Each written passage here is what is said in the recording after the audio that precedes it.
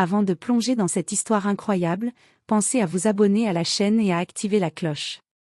Ici, chaque récit a quelque chose à dire, et vous ne voudrez pas en manquer un seul.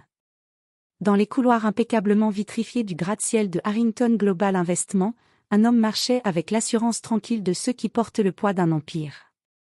Ethan Harrington, 38 ans, millionnaire devenu influent dans le monde des investissements technologiques, était sur le point de sceller un contrat qui devait changer le destin de son entreprise pour les 20 prochaines années. Pourtant, quelque chose flottait dans l'air ce matin-là, une tension sourde, un frémissement étrange dans les murs. Les employés chuchotaient, les cadres avaient l'air nerveux, et l'ensemble du bâtiment semblait retenir son souffle. Dans l'ombre discrète de son balai et de sa tenue simple, Maria Alvarez, femme de ménage d'origine dominicaine, observait tout.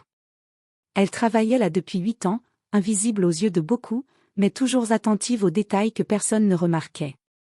Et ce matin-là, en voyant un dossier rouge sur la table de la salle de conférence, elle sentit son cœur se serrer.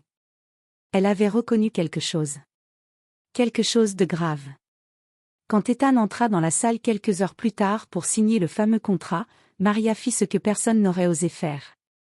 Elle s'approcha discrètement et murmura. « Sonore, nos firmes os. Monsieur, ne signez pas ça. » Ce qu'il fit ensuite dépassa l'imagination de toute l'entreprise. Ethan se figea. Personne ne s'adressait à lui de cette façon. Personne n'osait interrompre un moment aussi crucial. Et surtout, personne n'osait lui donner un ordre, encore moins une femme de ménage. Il se retourna lentement vers Maria. « Pourquoi vous me dites ça ?» demanda-t-il, surpris, mais intrigué. Maria baissa les yeux, hésitante.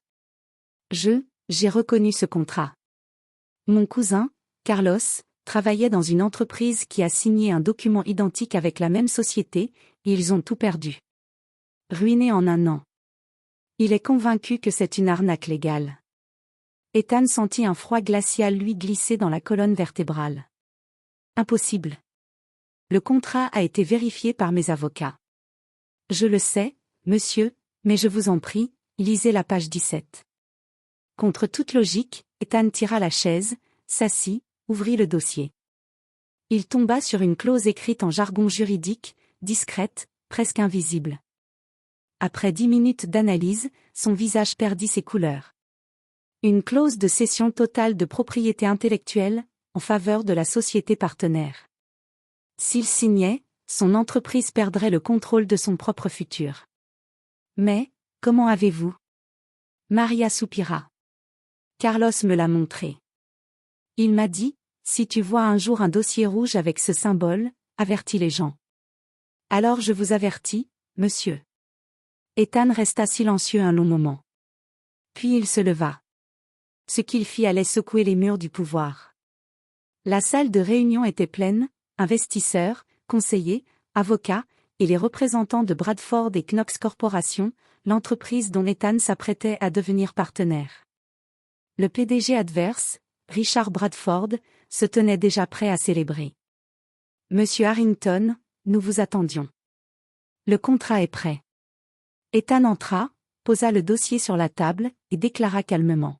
« Je ne signe rien. » Un silence glacé envahit la pièce. « Pardon ?» demanda Bradford, incrédule. Page 17. Vous pensiez que je ne la lirais jamais ? Les membres de son propre conseil se regardèrent avec terreur. L'avocat d'Ethan, Jonathan Myers, devint livide. Ethan, je peux expliquer. Expliquer pourquoi vous avez laissé passer une clause qui détruirait l'entreprise. Des gouttes de sueur perlèrent sur plusieurs fronts. Bradford tenta de reprendre le contrôle. Écoutez, vous ne comprenez pas la clause. Je comprends parfaitement que vous tentez de m'escroquer. C'était un crime dans leur monde, accuser un partenaire de mauvaise foi devant témoin. Puis Ethan fit quelque chose d'encore plus choquant. Il tourna la tête vers l'entrée. Maria, entrez. Les dirigeants ouvrirent grand les yeux. Une femme de ménage dans une salle de négociation à 800 millions ? Du jamais vu. C'est elle qui m'a alerté. Une femme de ménage, cracha Bradford. Une personne honnête. Contrairement à beaucoup dans cette pièce. Et la tempête commença. Ethan décida de lancer une enquête interne. Et ce qu'il découvrit dépassa tout ce qu'il pouvait imaginer. Des emails cachés. Des transferts suspects. Un accord secret entre Bradford et son propre avocat, Jonathan Myers. Le plan ? Obtenir les brevets de Harrington en échange d'une fortune secrète versée à l'avocat. Ethan frappa du poing sur la table. Vous vouliez vendre mon entreprise dans mon dos. Ethan, ce n'est pas ce que. Silence. Il publia immédiatement les preuves au conseil, déclencha une procédure judiciaire, et congédia Jonathan sous les yeux de tous. Maria, elle, assistait à tout depuis le couloir, tremblante. Ethan sortit pour la rejoindre. Vous m'avez sauvée, Maria. Elle secoua la tête. Je n'ai fait que dire la vérité. La vérité est rare. Et précieuse. Puis il lui posa une question qui la fit tomber des nues. Que diriez-vous de devenir mon assistante personnelle ? Votre sens de l'observation vaut plus que celui de nombreux dirigeants. Maria resta bouche bée. Son monde venait de basculer. Maria entra dans son nouveau bureau une semaine plus tard. Un vrai bureau, avec ordinateur, carte d'accès sécurisée, et son nom. Maria Alvarez, assistante exécutive du PDG. Toute l'entreprise la regardait différemment. Avec respect, et parfois jalousie.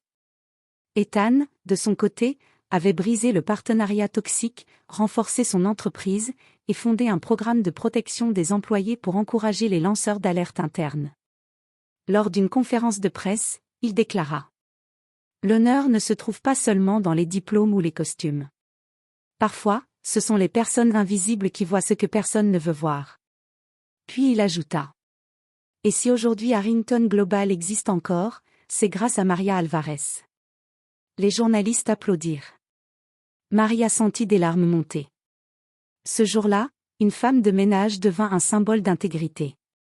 Et un millionnaire apprit que la richesse la plus puissante était la loyauté. 1 an s'était écoulé depuis l'affaire du contrat rouge.